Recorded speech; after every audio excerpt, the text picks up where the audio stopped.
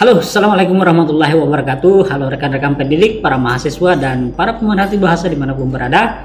Teman-teman, balik lagi nih dalam lanjutan perkuliahan kita mata kuliah psikolinguistik. Teman-teman, kali ini kita akan membahas tentang teori-teori utama dalam psikolinguistik dan pemrosesan bahasa. Kita akan menjelajahi teori-teori utama dalam psikolinguistik kontemporer, termasuk pemrosesan bahasa dan implikasinya dalam dunia pendidikan serta teknologi. Teman-teman sekalian, satu hal yang perlu kita pahami bersama bahwa kalau kita membahas psikolinguistik itu sebenarnya kita sedang membicarakan sesuatu yang sangat dekat dengan kehidupan kita sehari-hari. Bagaimana manusia memahami, bagaimana manusia memahami, bagaimana manusia memproduksi dan mempelajari bahasa itu sendiri. Jadi tetapi setiap di balik aktivitas yang terlihat natural itu ternyata ada banyak teori yang mencoba menjelaskan proses-prosesnya itu.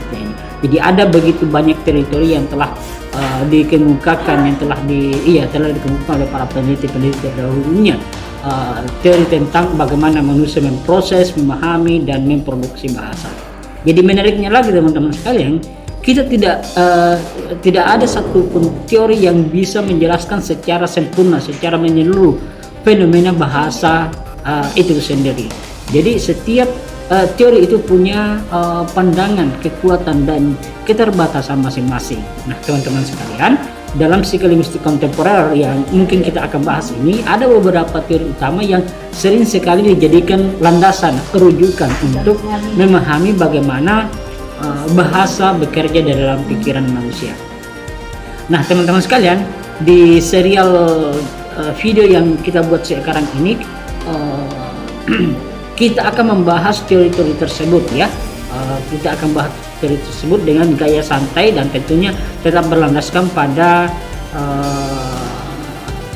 teori-teori akademik, teori-teori ilmiah, supaya mudah dipahami dan bisa langsung teman-teman gunakan sebagai bahan ajar ataupun sebagai referensi untuk mendukung wawasan kita atau memperluas wawasan kita, memperdalam wawasan kita khususnya yang terkait dengan kajian psikolinguistik. Poin pertama kita lihat teori behaviorisme. Ada yang namanya teori behaviorisme, di mana kita mulai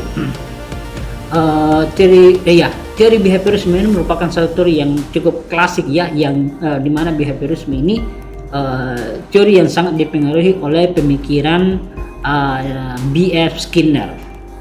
Apa inti pikirannya teman-teman sekalian? Menurut behaviorisme ini, bahasa itu adalah hasil dari kebiasaan manusia, kebiasaan yang dibentuk melalui stimulus respon. Artinya manusia itu belajar bahasa karena mendengarkan atau ada stimulus, kemudian memberi respon, mendapatkan respon atau penguatan, reinforcement. Misalnya anak kecil mengatakan mama, misalnya anak kecil yang misalnya bayi mengatakan mama, lalu orang tua tersenyum dan memeluknya ya.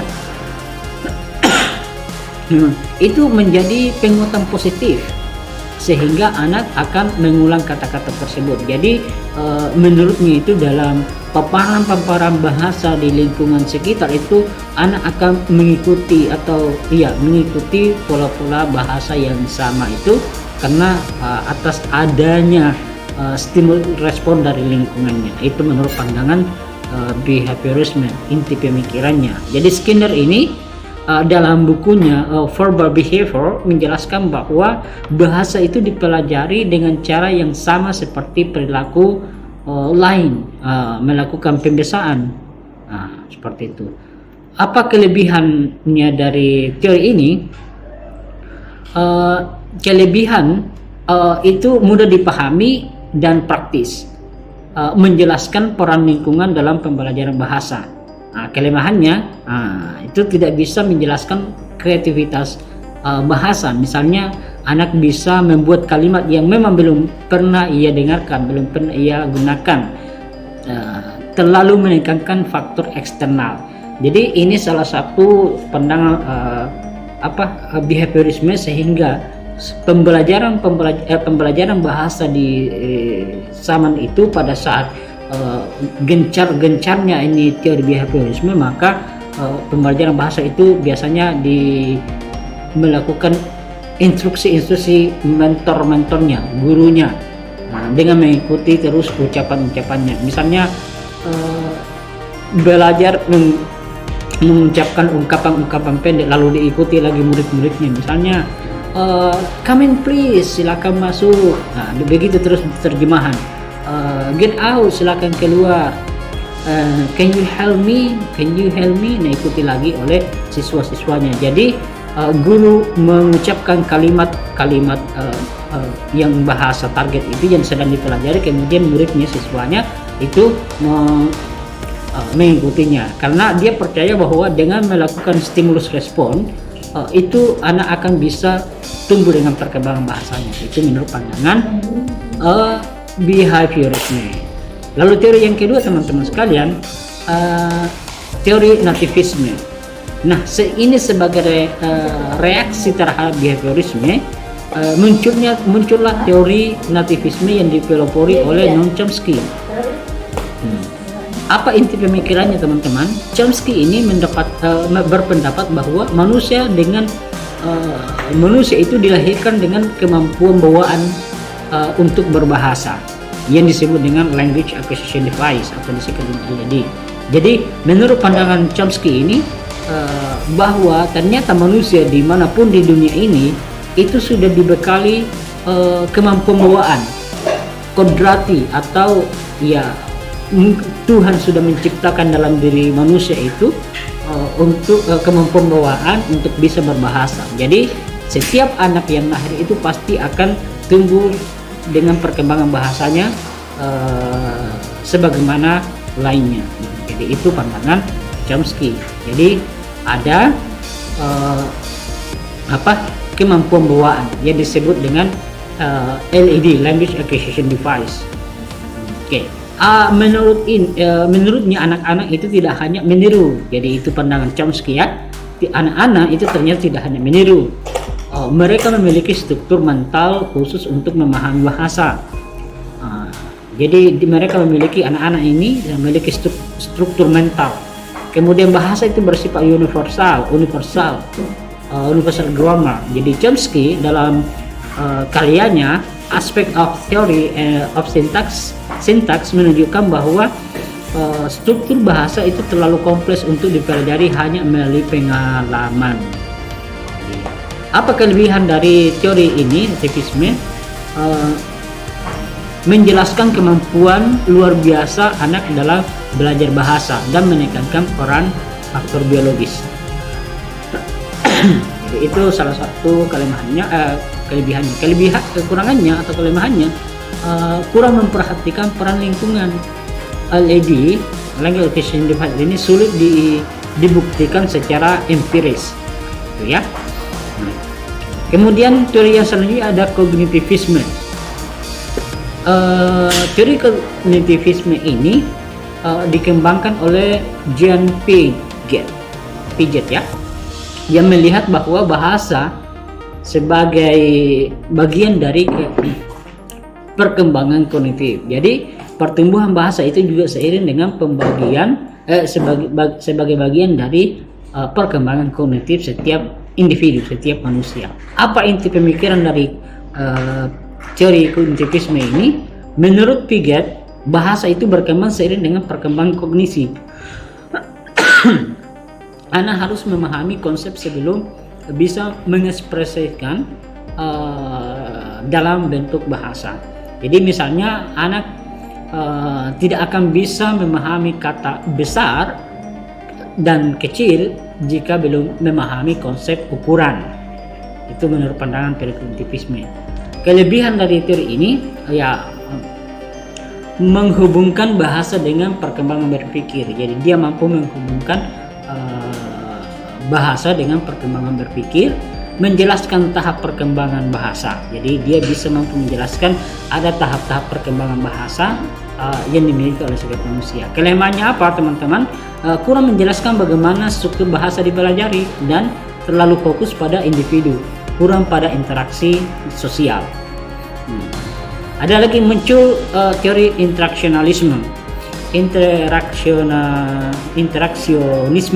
ya. Teori ini mencoba menghubungkan nativisme dan behaviorisme.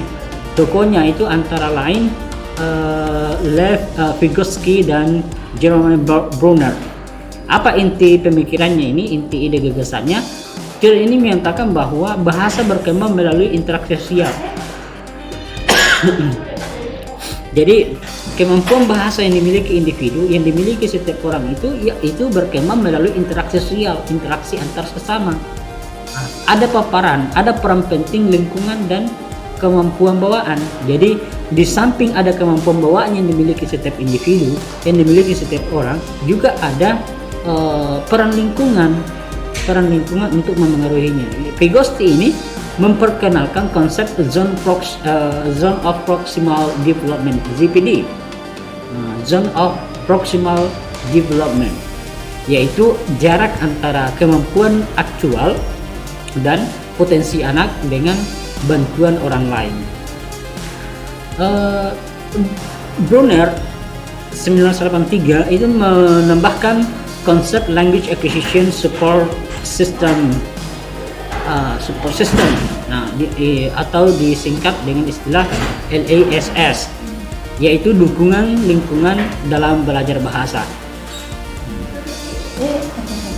Apa kelebihannya, teman-teman? Kelebihannya itu menjelaskan pentingnya interaksi sosial dan lebih realistis karena menggabungkan berbagai faktor. Jadi itu salah satu yang menjadi kelebihan dari teori ini, teman-teman sekalian. Apa inti pemikirannya? Bahasa itu berkembang melalui interaksi sosial.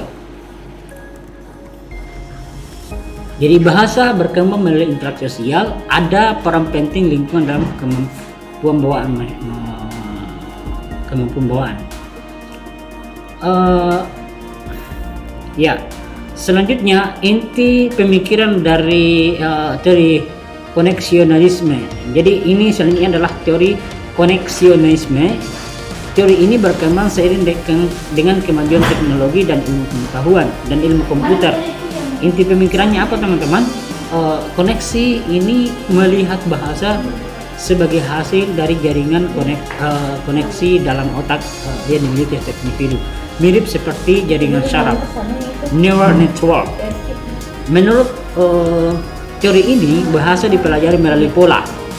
Tidak ada aturan yang eksplisit, tetapi muncul dari pengalaman. Rumelhart dan MC Keller 1986 itu menunjukkan bahwa model komputer bisa belajar bahasa melalui paparan data. Kelebihannya didukung oleh teknologi modern, kemudian relevan dengan kecerdasan buatan. Relevan dengan berbagai macam kecerdasan buatan seperti AI, seperti GPT, Gemini, DeepSeek, Cici, Dora dan lain sebagainya. Itu semua kecerdasan buatan yang menjadi dukungan atau dasar dari pada teori ini. Kemudian terakhir, teman-teman, selanjutnya teori modularitas bahasa. Teori ini dikemukakan oleh Jerry Fordor. Inti pemikirannya, dia berpendapat bahwa pikiran manusia terdiri dari modul-modul khusus, termasuk modul bahasa. Artinya, teman-teman, bahasa diproses dalam sistem khusus di otak. Modul ini bekerja secara otomatis dan cepat. Kita lanjut kepada poin selanjutnya, teman-teman, teori pemrosesan bahasa. Ada teori pemrosesan bahasa, processing theory. Teori ini berfokus pada bagaimana bahasa diproses secara real time. Inti dari ide gagasan ini menurut Lefort, produksi bahasa itu terdiri dari beberapa tahap, yaitu mulai dari konseptualisasi, ide, gagasan, kemudian formulasi, struktur bahasa, artikulasi. Jadi setidaknya ada 3 tahap ini menurut Lefort ini. Ketika kita ingin memproduksi bahasa atau ingin berujar, kita perlu konseptualisasi dulu. Apa gagasan apa atau ide apa yang ingin kita sampaikan. Kemudian baru bisa kita memformulasi struktur bahasa, sintaksisnya, dan selanjutnya ada artikulasi, baru bisa kita ucapkan. Sedangkan dalam pemahaman bahasa, prosesnya melibatkan analisis sintaksis, interpretasi makna. Oke teman-teman, kita lanjut pada poin selanjutnya, psikolinguistik kontemporer, integrasi teori. Bagaimana mengintegrasikan teori di era sekarang? Seperti yang kita rasakan sesuai ini, para ahli tidak lagi berpaku pada satu teori saja, tapi justru yang berkembang adalah perkembangan integratif. Integratif artinya behaviorisme menjelaskan peran lingkungan, nativisme menjelaskan faktor bawaan, kognitivisme menjelaskan hubungan dengan pemikiran, interaksionalisme menjelaskan peran sosial, koneksionalisme menjelaskan proses berbasis jaringan. Jadi semua teori-teori ini tidak ada yang mampu menjelaskan secara menyeluruh, secara sempurna, tetapi saling mendukung satu sama lain dari teori-teori yang sudah dikemukakan oleh para ahli linguistik sebelumnya. Ya, menurut Harley 2014 berpendapat bahwa pendekatan modern dalam psikolinguistik adalah menggabungkan berbagai perspektif untuk memahami bahasa secara lebih utuh.